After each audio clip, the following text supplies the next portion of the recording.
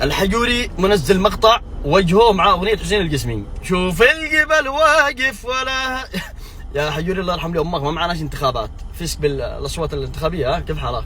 اقسم بالله يا حجوري واللي رفع 7.7 ما في قلبي عليك اي حقد او كره، اقسم بجلاله الله.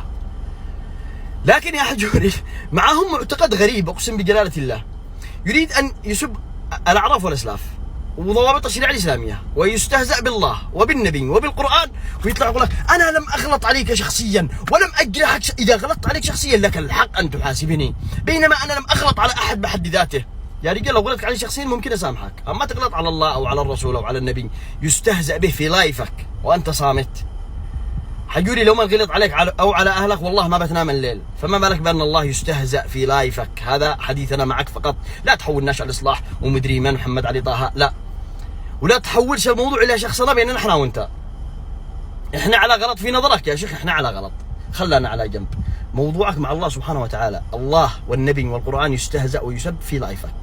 لا تضحش باخرتك عشان العناد والقمر، عشان عملوا علي حمله والله ان انا، وبالاخير بيطلع يبين اقسم بالله انتم من جعلتموني هكذا. لا بخيتي، حتى لو نحن على غلط خلانا على جنب. معك ناس اقسم بالله لو هو معنا انا عالم نووي، فكر شغله يا حجوري. لو صمتنا عليك وانت مسلم والله والقرآن والنبي يستهزأ في لايفك، ستطلع على الكثير تسوي مثل هذا الشيء وهم مسلمون، ولذلك لم ندافع على ديننا، لذلك واجب ان نرد. لو كنت يهودي على سرحة ام الجن قادك من جيز الاولين، لكن انت مسلم عربي مننا وفينا. اتمنى انك تفهم رسالتي يا حجوري بدون تعصب.